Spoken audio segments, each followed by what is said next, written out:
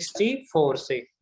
तो 64 number question क्या बोल रहा है यहाँ पे, देखो, बड़े पैमाने पर अधिक दूरी तक विद्युत ऊर्जा के प्रसारण एवं वितरण में ट्रांसफार्मर का उपयोग कैसे किया कैसे जाता क्या? है। मतलब कि ये आपका थ्योरेटिकल सवाल है कि how can we use transformer for supplying the voltage or current from one place to another place which is very far away from that point। मतलब वो पॉइंट उससे बहुत ज्यादा दूरी के ऊपर है, तो आप उसके अंदर किस तरह से बताओगे कि इसके अंदर विद्युत ऊर्जा का वितरण किस तरह से होता है। ठीक है, तो देखते हैं हम क्वेश्चन नंबर 64। तो इसमें लिखा हुआ है कि जिस स्थान पर विद्युत का उत्पादन होता है वहां ऊंचाई ट्रांसफार्मर का उपयोग करके विद्युत को उच्च वोल्टता एवं कम धारा पर संचरण किया जाता है। उपभोक्ता, घरेलू एवं औद्योगिक जो उपभोक्ता होते हैं उनके लिए अपचाई ट्रांसफार्मर द्वारा वोल्टता कम करते हैं। इस प्रकार ऊर्जा हानि बहुत कम होती है। कहने का मतलब ये है कि जो आपके तार होते हैं, तारों में जो वोल्टेज सप्लाई होती है वो बहुत ही ज्यादा होती है, उच्च वोल्टता होती है। कहा नहीं जाता ये 11,000 वोल्टेज की लाइन है, इससे दूरी पे रहो आप लोग, ऐसे कहते हैं, इंस्ट्रक्शंस लिखे होते हैं। कभी मेट्रो में सफर किया हो तो वहां पे भी वो लिखा होता है कि ये यहाँ पे वोल्टेज बहुत ही ज्यादा है, आप इससे दूरी बनाकर रखें। तो वो उच्च वोल्टता क्या काम आती है, उच्च वोल्टता की वजह से जो विद्युत धारा है उसका मान कम हो जाता है। हमने पढ़ा था V1 upon V2 is equals to N1 upon N2 is equals to I2 upon I1, ऐसा कुछ पढ़ा था हमने। तो वहां से हमें पता चलता है कि जो वोल्टेज है अगर वो उच्च होगी तो वहां पे जो धारा है उसका मान कम होगा, और धारा का मान कम होने पर जो क्षय है, ऊर्जा का क्षय या शक्ति ह्रास जिसको बोलते हैं, वो कम होता है। तो इसलिए हम क्या करते हैं, उच्च वोल्टता संचरण में प्रयोग करते हैं। फिर जैसे ही वो वोल्टेज जहां से उत्पादन हुआ वहां से हमारे घर के पास आई, तो वहां पे एक ट्रांसफार्मर और लगा होता है। वो ट्रांसफार्मर क्या करता है कि उस उच्च वोल्टता को निम्न वोल्टता में कन्वर्ट कर देता है। जैसे 11,000 वोल्टेज है, उसको घरों में यूज कितना होता है, 220 वोल्ट, तो उसको 220 वोल्ट में क्या कर देता है, कन्वर्ट कर देता है। तो इस प्रकार बड़े पैमाने पर अधिक दूरी तक ऊर्जा का वितरण किया जाता है, प्रसारण एवं वितरण किया जाता है। ठीक है, समझ में आया। बेसिक पर्पज क्या है इस तरह से प्रयोग करने का, उसका पर्पज है कि यहाँ पे ऊर्जा की हानि कम से कम होती है। ठीक है, अगला देखो, अगला क्वेश्चन है आपका क्वेश्चन नंबर 65 विच सेज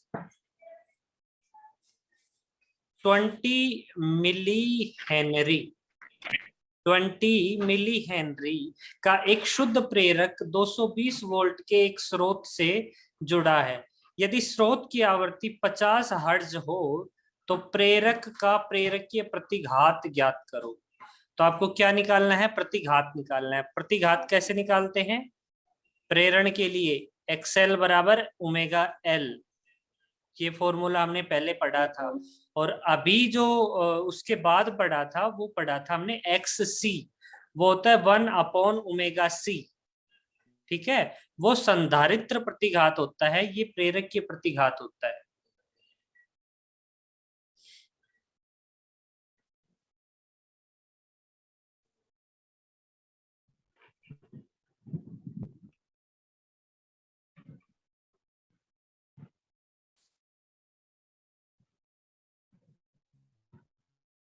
ठीक है, हेलो। हाँ नेटवर्क चला गया था बीच में से, कोई बात नहीं, अब दोबारा से स्टार्ट करते हैं। हम बात कर रहे थे प्रेरक के प्रतिघात की। तो प्रेरक के प्रतिघात क्या होता है, XL होता है, और उसको लिखते हैं L ओमेगा से, ओमेगा और L का मल्टीपल। तो ओमेगा आपको गिवन नहीं होगा यहाँ पे, आपको केवल फ्रीक्वेंसी, सिंपल फ्रीक्वेंसी गिवन है F। तो omega is equals to 2 pi F होता है, और L का मान कितना दे रखा है, 20 मिली हेनरी। तो मिली हेनरी को हेनरी में कन्वर्ट करने के लिए हम 10⁻³ यानी 10⁻³ से गुणा करते हैं। ऐसा क्यों करते हैं पता चला? देखो मैंने बताया था डेसी, सेंटी, मिली, माइक्रो, नैनो, पिको, फेम्टो, इस तरह से अलग अलग पैमाने होते हैं। तो जो डेसी होता है वो 10⁻⁻1, सेंटी होता है वो 10⁻⁻2, मिली होता है वो 10⁻⁻3, माइक्रो होता है वो 10⁻⁻6, नैनो होता है वो 10⁻⁻9, और पिको आपका होता है 10⁻12, और फेम्टो होता है 10⁻15। इस तरह से हम पहले भी इस बारे में बात कर चुके हैं। तो यहाँ मिली हेनरी गिवन है, उसको हेनरी में कन्वर्ट करने के लिए 10⁻³ से हम क्या कर देते हैं, मल्टीप्लाई कर देते हैं। सिंपली प्रेरक के प्रतिघात निकाल लेंगे। क्वेश्चन नंबर 65 आपकी स्क्रीन के ऊपर है, देख सकते हो आसानी से। एक्सेल की वैल्यू 6.28 ओम आ जाएगी। ठीक है, मल्टीप्लाई करना है, गुणा जो आपको आते हैं। अगला क्वेश्चन देखो, क्वेश्चन नंबर 66।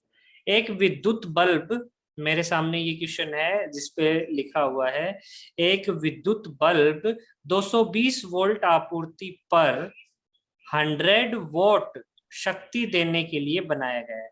कहने का मतलब वहां पे आपको क्या दे रखी है, शक्ति दे रखी है। तो ये बोल रहा है कि स्रोत की शिखर वोल्टता ज्ञात करो। तो आपको क्या निकालनी है, पीक वोल्टेज निकालनी है, शिखर वोल्टता निकालनी है। तो देखो यहाँ पे आपको दी हुई है प्रभावी वोल्टता या आभासी वोल्टता। कभी भी आपको इस तरह से क्वेश्चन दिया हुआ रहे तो आप ये समझना कि 220 वोल्ट क्या दे रखी है, उसकी आरएमएस वैल्यू दे रखी है। तो ई आरएमएस क्या है, 220 वोल्ट, शक्ति है 100 वोट। तो E equals to maximum value of E upon √2, यानी अपने अधिकतम मान का 1/√2 गुना होता है। यस और नो? पहले पढ़ा था जो वोल्टता होती है उसकी आरएमएस वैल्यू 1/√2 गुना होती है उसकी अधिकतम मान के। इसी तरह से आप बात करते हो करंट की, तो करंट की भी आरएमएस वैल्यू उसकी अधिकतम वैल्यू की 1/√2 गुना होती है। ठीक है, तो यहां से देखो ई आरएमएस आपकी वोल्टता दे रखी है ई मैक्सिमम बटे √2। तो ई मैक्सिमम आपको निकालना है, √2 यहाँ पे भाग में है, उस तरफ चला जाएगा, उस तरफ जाएगा तो वो गुणा में हो जाएगा, मतलब √2 गुणा 220 आपका उत्तर आ जाएगा। 311 वोल्ट उसकी मैक्सिमम वैल्यू होती है, शिखर वोल्टता। तो हमारे घरों में यूज होने वाला जो विद्युत बल्ब है, अगर उसकी शक्ति 100 वाट है, हालांकि यहाँ पे शक्ति का कोई काम ही नहीं पड़ा हमें, तो उस वोल्टता क्या हो जाएगी, 311 वोल्ट। ठीक है, अगला क्वेश्चन देखो, क्वेश्चन नंबर 67। 67 क्या कहता है, प्रत्यावर्ती धारा के एक पूर्ण चक्र के लिए धारा का औसत मान लिखिए। तो एक पूर्ण चक्र के लिए आपको बता दिया गया था, जो फाई है वो कोस फाई की वैल्यू वहां पे 0 हो जाती है, तो वो पूर्ण चक्र के लिए प्रत्यावर्ती धारा आई का मान क्या हो जाता है, 0 हो जाता है। ये क्वेश्चन भी कर चुके हैं शायद, एक बार फिर देख लो। सुमेलित करना है, अनुनादी आवर्ती क्या होती है, 1/√LC पढ़ चुके हैं। गुणवत्ता गुणांक क्या होता है, विशेषता गुणांक ω/L। औसत शक्ति का मान VRMS IRMS cos phi. Yes और नो? प्रतिघात √R² + XL - XC का होल स्क्वायर। XL की वैल्यू ω/L होती है और XC की वैल्यू 1/ω/C होती है। इसी तरह से स्वप्रेरण गुणांक L = -E DI/dt।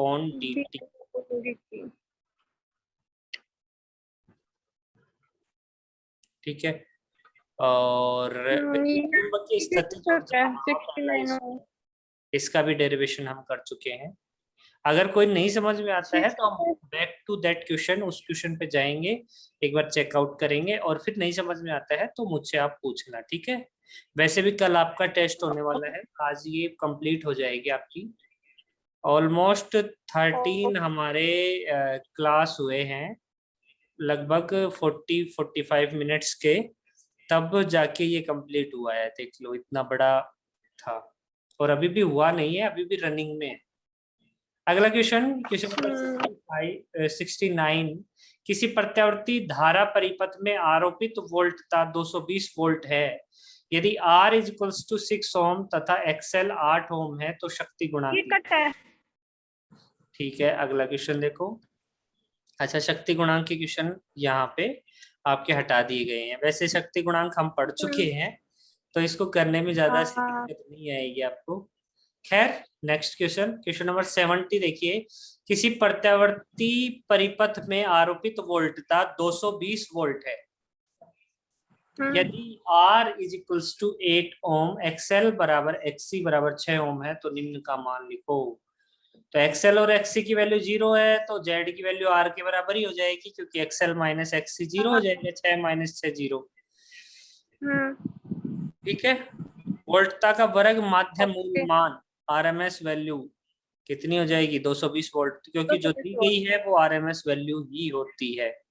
ठीक है, तो यह अनुनादी LCR परिपथ कहलाता है, क्योंकि XL बराबर XC ये अनुनादी परिपथ है। Resonance LCR circuit. क्यों? क्योंकि यहाँ पे XL की वैल्यू XC के बराबर है और Z बराबर R होता है।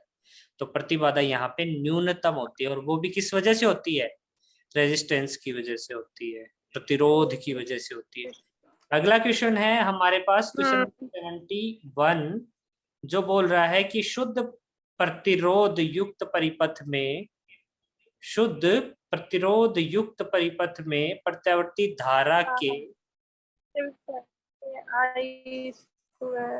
वर्ग I स्क्वायर एवं समय t के मध्य ग्राफ आलेखित कीजिए। शुद्ध प्रतिरोध युक्त परिपथ में। अच्छा, तो आपका यहाँ पे केवल आपका क्या है? प्रतिरोध है। तो वहां पे I स्क्वायर और t के बीच में ग्राफ आपको दिखाई दे रहा होगा। ये ग्राफ यहाँ पे बनता है। ठीक है, इस ग्राफ के बारे में हम थोड़ा सा एक्सप्लेन करेंगे अलग से। मैं आपको ग्राफिकल ग्राफ की हम अलग से क्लास लेंगे, उसके अंदर इसको थोड़ा अच्छे से एक्सप्लेन करके पढ़ेंगे। फिलहाल के लिए देखो, I स्क्वायर और जो टाइम है उसके बीच में ग्राफ इस तरह का बनता है। ठीक है, साइन साइन एक्स का ग्राफ होता है, एक साइन स्क्वायर एक्स का ग्राफ होता है, एक रूट साइन एक्स का ग्राफ होता है। ठीक है, तो यहाँ पे जो ग्राफ है वो उन्हीं तीनों ग्राफ को जब आप पढ़ोगे तो उनमें से कोई एक ग्राफ इस तरीके से बनेगा, और वो किस तरह से बनता है वो भी हम डिफरेंट डिफरेंट थीटा की वैल्यूज लेकर के कैलकुलेट करेंगे। ठीक है, फिलहाल के लिए आप देख लो, I स्क्वायर और समय के बीच में जो ग्राफ है वो आपके सामने है। नेक्स्ट क्वेश्चन है क्वेश्चन नंबर 72। प्रत्यावर्ती धारा परिपथ के एक चक्र में शक्ति का औसत मान लिखो। तो शक्ति का औसत मान क्या होता है? VRMS IRMS cos phi. Yes और नो? बिल्कुल। तो ये आपका हो गया एवरेज वैल्यू ऑफ पावर या शक्ति का औसत मान। नोट, प्रेरक तथा धारिता परिपथ के लिए एक चक्र में औसत शक्ति का मान 0 होता है। क्यों? क्योंकि वहां पे जो फाई है वो आपका 90 डिग्री होता है। तो VRMS IRMS cos pi by 2 that is 0। Cos pi by 2 या कोस 90 की वैल्यू कितनी होती है? 0 होती है। क्वेश्चन नंबर 73 बोलता है, एक विद्युत बल्ब पर 220 आपूर्ति एवं 100 वाट शक्ति अंकित है, तो ज्ञात करो प्रतिरोध। तो बता सकते हो आपके पास जो 220 वोल्ट दे रखा है ये कौन सी वोल्टता है? ये वर्ग माध्य मूल मान है वोल्टता का। ठीक है, RMS वैल्यू है 220 वोल्ट। तो P is equals to VI, PRMS is equals to VRMS IRMS। शक्ति का मान आपको 100 वॉट दे रखा है, मतलब ये भी RMS वैल्यू ही गिवन है। तो यहाँ पे आप V is equals to IR से लिख सकते हो, IRMS बराबर VRMS अपॉन R। लिख सकते हो या नहीं? समझ में आ रहा है? ये जो ब्रैकेट में VRMS अपॉन R लिखा है, दूसरा स्टेप, ये समझ में आया आपको कैसे लिखा हुआ है?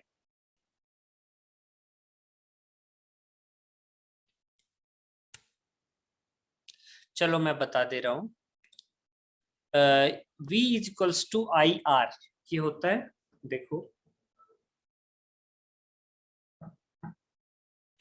V is equals to IR। तो अगर VRMS लेंगे तो यहाँ पे I भी हमें क्या लेना पड़ेगा? आरएमएस लेना पड़ेगा। और आई आरएमएस की अगर वैल्यू कैलकुलेट करनी है तो आर इधर मल्टीप्लाई में इधर जाएगा तो डिवाइड में हो जाएगा। That is I R M S is equals to V R M S upon R. ठीक है, इसलिए ये वैल्यू हमने यहाँ पे, समझ में आया। आगे देखो फिर P का वैल्यू क्या हो जाएगा, V R M S square upon R. That is हमें R कैलकुलेट करना है तो R को इस तरफ भेजेंगे, मल्टीप्लाई में आ जाएगा, P इधर मल्टीप्लाई में उधर डिवाइड में चला जाएगा। That is we can say R is equals to V R M S square upon P, that is 484 ohm. I hope you got it. दूसरा आपको पूछा है शिखर मान या मैक्सिमम वैल्यू ऑफ वोल्टेज। तो मैंने आपको बताया था V R M S V maximum upon √2 होता है, यानी अधिकतम मान का 1/√2 गुना होता है। तो यहाँ से आप वी मैक्सिमम निकाल सकते हो √2 into V R M S, वही 311 वोल्ट। ये सवाल तो पहले भी कर चुके हैं। अगला क्वेश्चन है, बल्ब में प्रवाहित होने वाली आरएमएस धारा। अब आपको क्या निकालना है, आई आर एम एस। तो V R M S upon R Ohm के नियम से। यहाँ पे वी आर एम एस की वैल्यू 220 वोल्ट है जो कि दी हुई है आपको, और आर आपने अभी अभी कैलकुलेट किया है 484 यानी 484 ओम। और इस वैल्यू को जब आप पुट कर दोगे तो आपका आंसर आ जाएगा आई आर एम एस का 0.45 एम। Next question number 74। एक प्रत्यावर्ती परिपथ में विभव एवं धारा के मान निम्न है। निम्न का मतलब जो लिखे हुए हैं, देखो सबसे लास्ट में v equals to 20 sign 300t और i की वैल्यू आपको गिवन है साइन 300t प्लस π/6। तो यहाँ पे फेज भी दे दिया आपको, वेरी गुड। और साइन फॉर्मेट में दिया हुआ है, v नोट भी दिया हुआ है। तो यहाँ पे आपको निकालना है शक्ति गुणांक, यहाँ पे आपको निकालना है शक्ति गुणांक, आवृत्ति, वर्ग माध्य मूल, धारा तथा प्रतिबाधा, ये सब मान आपको निकालने हैं। तो शक्ति गुणांक क्या होता है, कोस फाई। फाई की वैल्यू कितनी है, π/6। और कोस π/6 का मान क्या कितना होता है, √3/2। तो शक्ति गुणांक तो आ गया आपका। उसके बाद आवर्ती ओमेगा इक्वल्स टू 2πf। यहाँ पे f आपको निकालना है ओमेगा अपॉन 2π से। तो ओमेगा का मान कितना है, देखो I equals to I naught sine omega T plus phi, ऐसे होता है। तो फाई का मान तो फाई की जगह लिखा हुआ है π/6 और ओमेगा की जगह क्या लिखा हुआ है 300। तो ओमेगा का मान 300 है और एफ का मान आप निकाल सकते हो ओमेगा अपॉन 2π से, क्योंकि ओमेगा बराबर 2πf होता है ना। एफ निकालना है 2π मल्टीप्लाई में उधर जाएगा तो डिवाइड में चला जाएगा, मतलब एफ बराबर ओमेगा अपॉन 2π। That is 150/π। ठीक है, समझ में आया, आगे बढ़े। हाँ। नहीं आए तो बीच में बोल देना कि नहीं आया, दोबारा से बता देंगे। ठीक है, आगे देखो, वर्ग माध्य मूल धारा आई आर एम एस का मान आई मैक्सिमम का 1/√2 गुना होता है। तो आई एम की वैल्यू आपके पास यहाँ पे है नहीं, क्योंकि सीधा साइन दे रखा है। आई इक्वल्स टू साइन, क्वेश्चन में देखना ऊपर ही ऊपर, क्वेश्चन नंबर 74 की दूसरी line, I equals to sine 300t plus π/6 ये दे रखा है। तो आई बराबर I naught sine omega T plus phi होता है। आई नोट की जगह आपका कुछ है नहीं, यानी वहां पे 1 है, 1 है। तो आई नोट मैक्सिमम होता है, या आई एम जिसको बोलते हैं, आई एम बोल दो चाहे आई नोट बोल दो, I M upon √2। I M की वैल्यू 1 है आपकी, तो I R M S 1 upon √2 आ जाएगी। इसी तरह से प्रतिबाधा V R M S upon I R M S. V R M S की वैल्यू वी मैक्सिमम अपॉन √2 और आई आर एम एस की वैल्यू 1 अपॉन √2 है, यानी जेड का मान आपका वी एम के ही बराबर आ जाएगा। और वी मैक्सिमम आप देख सकते हो 20 है वी एम का मान, क्योंकि v equals to V M sine omega t होता है। तो वी एम की जगह 20 लिखा हुआ है, तो जेड का मान भी आपका किस में आ जाएगा, 20 आ जाएगा। और ये इसकी यूनिट ओम होती है। ठीक है, आई hope you got it. Next question, question number 75। प्रत्यावर्ती धारा व वोल्टता के वर्ग माध्य मूल मान लिखो। बिल्कुल आसान हो गया, अपने शिखर मान का 1/√2 मल्टीप्लाई होता है। क्वेश्चन नंबर 76 क्या बोल रहा है कि एक प्रत्यावर्ती वोल्टता का समीकरण निम्न है। v equals to 200 √2 sine 100 pi t. ठीक है, तो v equals to V M sine omega t होता है, तो वी एम का मान 200 √2 आ जाएगा, क्योंकि वी एम की जगह वही लिखा हुआ है।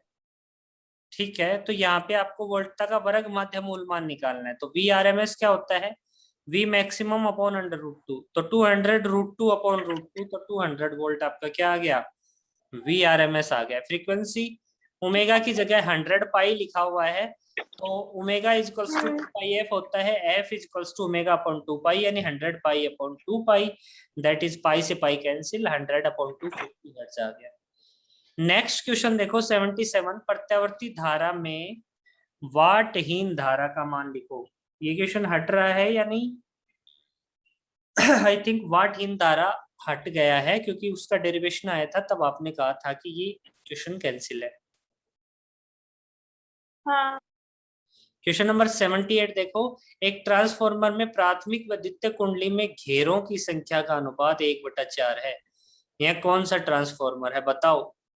एनएस बड़ा है एनपी से, यानी द्वितीय कुंडली में फेरों की संख्या प्राथमिक कुंडली से ज्यादा है, मतलब कि वोल्टता द्वितीय कुंडली में प्राथमिक कुंडली से ज्यादा होगी, क्योंकि एनपी अपॉन एनएस बराबर वीपी अपॉन वीएस होता है ना, तो वीएस का मान ज्यादा होगा, दैट इज यह उच्चाई ट्रांसफॉर्मर है, मतलब वोल्टता बढ़ाता है, उच्च करता है ना। मैंने क्या कहा था, वोल्टता से याद रखोगे, वोल्टता का मान बढ़ रहा है इसका मतलब क्या हुआ, यह ऊंचाई है, और वोल्टता का मान अगर कम हो रहा है तो वो अपचाई है। ठीक है, नेक्स्ट क्वेश्चन नंबर 79, श्रेणी एलसी, समझ में आया क्वेश्चन नंबर 78 जो बताया वो?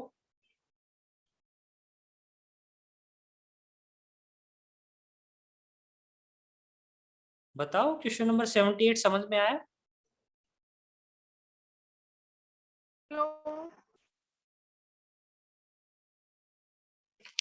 हेलो। हाँ, क्वेश्चन नंबर 78 समझ में आया? हाँ ये तो आ गया, लेकिन उन्हें आज नेटवर्क में प्रॉब्लम चल रही तो बार बार कट हो जाता है। अच्छा अच्छा, मेरी आवाज अभी आ रही है? हाँ अभी तो आ रही, लेकिन बीच बीच में जो कट हो जाती है। ठीक है ठीक है, कहीं भी मतलब प्रॉब्लम हो तो एक बार बोल देना बीच में। हाँ। क्वेश्चन नंबर 79 पे आ गए हैं हम। श्रेणी एलसीआर अनुनादी परिपथ की प्रतिबाधा लिखो। तो एलसीआर की प्रतिबाधा तो आपने पढ़ी है, R square plus omega L minus 1 upon omega C whole whole स्क्वायर। तो omega L 1 upon omega C के बराबर है, यानी एक्सएल एक्ससी के बराबर होता है अनुनादी परिपथ में। तो जेड का मान आर आ जाता है, जो कि रेजिस्टेंस होता है हमारा, प्रतिरोध होता है उसके बराबर, और ये इसका न्यूनतम मान होता है। क्वेश्चन नंबर 80 क्या बोल रहा है? क्वेश्चन नंबर 80 देखो, श्रेणी एलसीआर अनुनादी परिपथ में प्रेरकत्व व धारिता पर विभवांतर में कलांतर कितना होगा? कलांतर बराबर 180 डिग्री होगा कलांतर।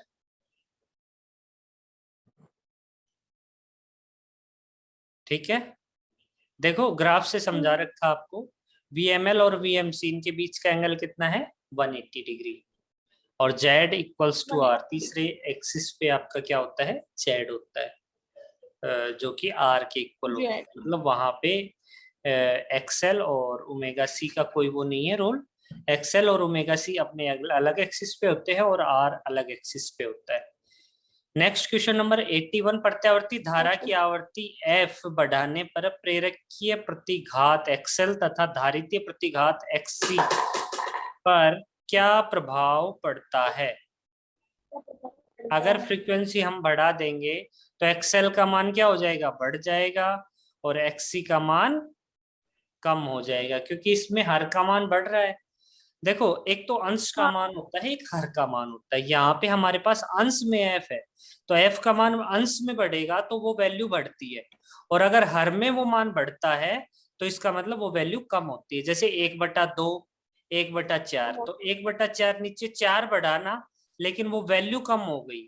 ठीक है, 1/8 उससे भी छोटा हो गया, 1/16 उससे भी छोटा हो गया। लेकिन अगर अंश में बढ़ रही है, मान लो 1, 2, 4, 5, 10, 12 जो भी है ऊपर बढ़ रही है तो वो वैल्यू बढ़ती है। तो हर में अगर फ्रीक्वेंसी बढ़ रही है तो इसका मतलब एक्स सी या धारितीय प्रतिघात का मान कम होगा और प्रेरकीय प्रतिघात का मान बढ़ेगा। समझ में आया होगा। क्वेश्चन नंबर 82, हाँ, प्रत्यावर्ती धारा के शिखर मान व वर्ग माध्य मूल मान में संबंध लिखो। तो I R M S is equals to I maximum upon √2 होता है, यानी शिखर मान का 1/√2 गुना होता है। और यही संबंध आपकी वोल्टता के साथ भी होता है, वी आर एम एस बराबर वी एम अपॉन √2। ठीक है। नेक्स्ट क्वेश्चन 83, किसी प्रत्यावर्ती धारा का समीकरण I equals to I M sine omega T, तब प्रेरकीय परिपथ में प्रत्यावर्ती वोल्टता का समीकरण B equals to V M sine omega T plus π/2। L परिपथ में वोल्टता से धारा 90 डिग्री कोण पीछे होती है। ठीक है, धारा जो है वो क्या होती है, 90 degree behind behind the voltage. ठीक है। नेक्स्ट क्वेश्चन नंबर 84, किसी प्रत्यावर्ती धारा परिपथ में वोल्टता V equals to 200 sine 314t है, ज्ञात करो आवर्ती वोल्टता का वर्ग माध्य मूल मान। तो पहले मैक्सिमम मान देख लो, मैक्सिमम मान 200 है V equals to V M sine omega t से, और इस शिखर मान का 1/√2 गुणा क्या होता है, वर्ग माध्य मूल मान। तो दूसरा क्वेश्चन भी हो गया आपका। और फ्रीक्वेंसी आपको पता ही है, ओमेगा, ओमेगा की जगह 314 लिखा हुआ है, तो 314/2 ये आपकी क्या आ गई, फ्रीक्वेंसी आ गई। ठीक है, समझ में आया। देखो इसमें ये मल्टीप्लिकेशन डिवीजन है, ये आपको खुद से सोल्व करना चाहिए मेरी मानो तो, बाकी अगर नहीं आ रहा है तो मैं बता देता हूँ। देखो F is equals to omega upon 2 pi होता है, क्योंकि ओमेगा बराबर 2 पाई F होता है। ओमेगा का मान अगर 314 रखेंगे तो 2 गुणा पाई का मान 3.14 होता है, ये पॉइंट हटाएंगे तो ऊपर 100 गुणा हो जाएगा। ये 314 से 314 कैंसिल, 2, 5, 10, 0, यानी फ्रीक्वेंसी आपकी आ गई 50 हर्ट्ज। ठीक है, तो इस तरह से सोल्व करते हैं। इनमें ज्यादा दिमाग लगाने की आवश्यकता नहीं है, आप नॉर्मली पेन कॉपी उठाओ और इनको सोल्व करो, ये क्वेश्चन अपने आप बनते चले जाएंगे। ठीक है। वैसे तो हमें ये हाँ, क्वेश्चन डिस्कस ये भी नहीं करने चाहिए न्यूमेरिकल, क्योंकि हमने इतनी सारी थ्योरी पढ़ी है, तो ये सब क्वेश्चन आपको खुद करने चाहिए थे। कोई बात नहीं, अब कर लेना, अब दोबारा से अब फंसोगे भी नहीं, बिल्कुल स्मूथली हो जाएंगे। ठीक है। और कल के आपके हाँ, पेपर में 50% से ज्यादा न्यूमेरिकल्स ही आएंगे। ठीक है, और फुल लेंथ टेस्ट होगा आपका, 1 घंटे से ज्यादा का ही होगा। क्वेश्चन नंबर 85, एक कुंडली का प्रेरक, क्या ये क्वेश्चन हटा हुआ है? नहीं, ये मैं कर लूंगी, इनमें सभी के मान दे रखे हैं, बस सोल्व ही तो करना है कि हाँ हाँ वो मैं बिल्कुल, कर ये लूंगी। आपके न्यूमेरिकल्स हैं, तो इन न्यूमेरिकल्स को आप कर लीजिएगा। क्वेश्चन नंबर 86 भी ऐसे ही हो जाएगा, 87, 88 भी लगभग ये क्वेश्चन हमारे न्यूमेरिकल्स हैं। ठीक है, अब आ जाओ और आप इसका आगे नंबर 93। तो 93 भी हो जाएगा आपका, यहाँ पे आपको टाइम पीरियड निकालना है। ठीक है, और क्वेश्चन नंबर हाँ 96 भी हो जाएगा, ये किया हुआ है इसका पूरा डेरिवेशन। हाँ 97 भी हो जाएगा, और इस तरह से आज हमारी ये यूनिट कंप्लीट हुई है। ठीक है, कंप्लीट। तो हाँ नेक्स्ट हम कल डिस्कस करेंगे अगली unit, unit number 6 I think so. हाँ, 6th यूनिट डिस्कस करोगे या फिर और कोई सी, और दूसरी मतलब? 6 भी काफी बड़ी है, क्या? यूनिट 6 भी काफी बड़ी है। कोई बात नहीं, हम बड़ी बड़ी चीजें ही करते हैं।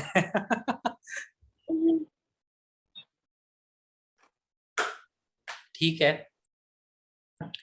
तो आज की क्लास अब यहीं तक रखते हैं।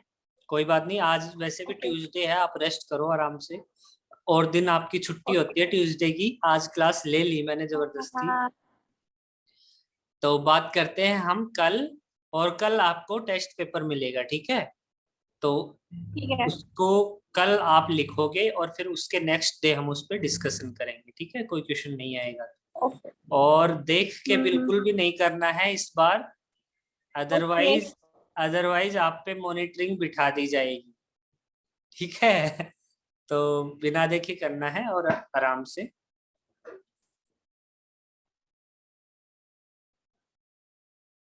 हेलो। ठीक है, फिर नेक्स्ट क्लास में बात करते हैं हम। ठीक है। वैसे ओ, आज नेट की सुविधा चल रहा था, बार बार में कट हो रहा था। ठीक है, बाकी ऐसी जगह बैठा करो जहाँ पे नेटवर्क अच्छा सा पकड़े, नेटवर्क को दुरुस्त रखा करो, क्योंकि पढ़ाई हमारा बहुत इंपॉर्टेंट है। अगली क्लास में बात करेंगे हम, अगली यूनिट की।